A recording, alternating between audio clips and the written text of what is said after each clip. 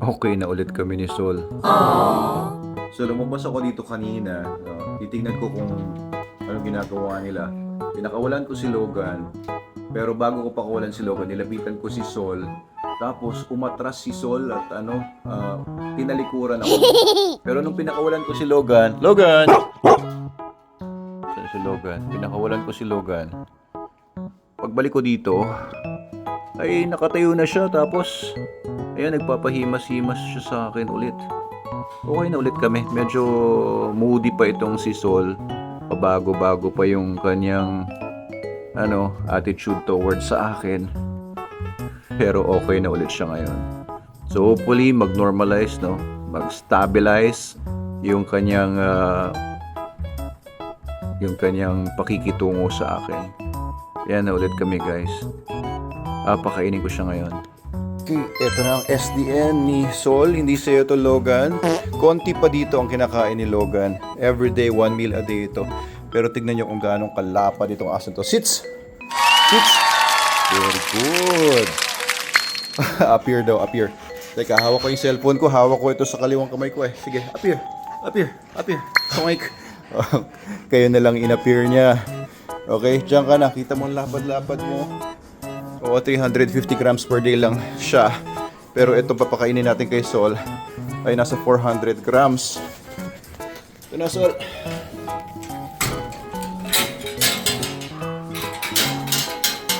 Okay.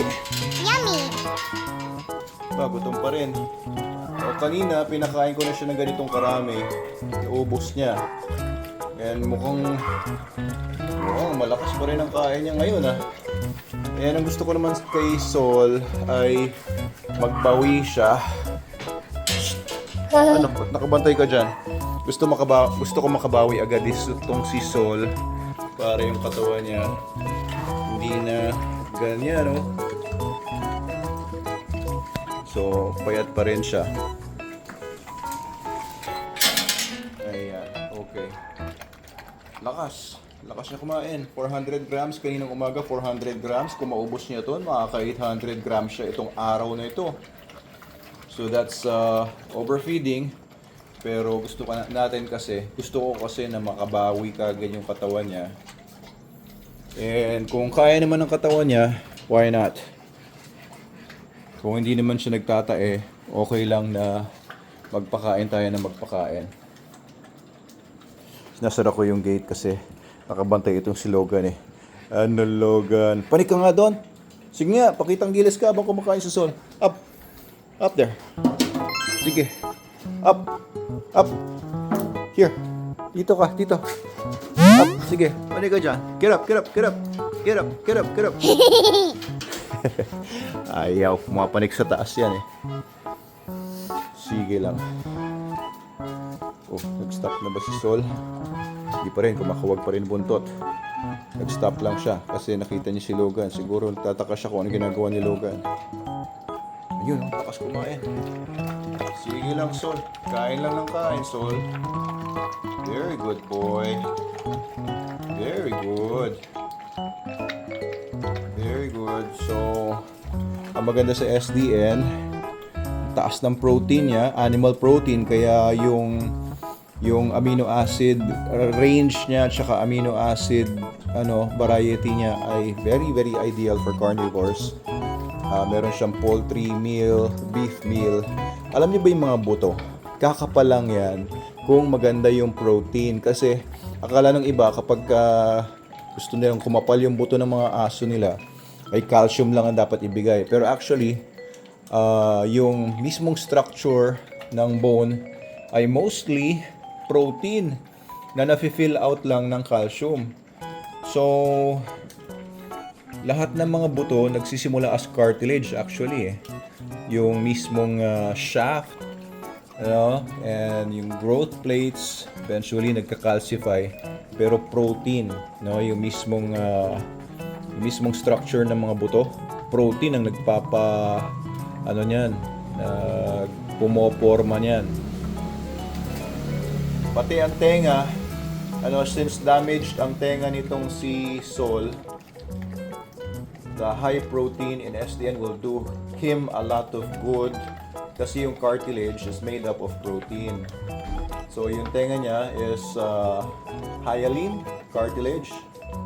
And cartilage is protein. So, ayan o. Opa. Ubos ni Sol yung 400 grams na naman. So, okay lang yan para makabawi si Sol. Ano? Di baling marami siyang kainin.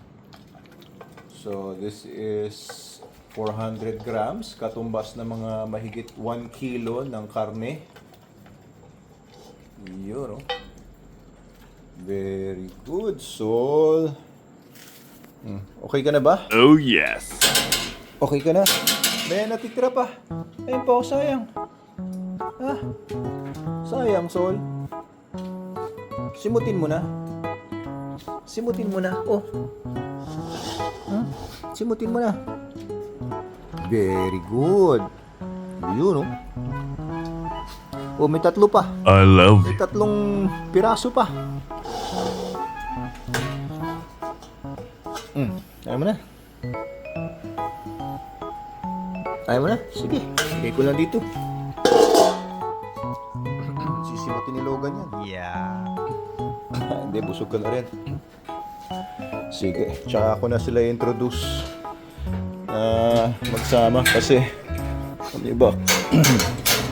Kanina ba yon lumapit si Logan inangilan niya.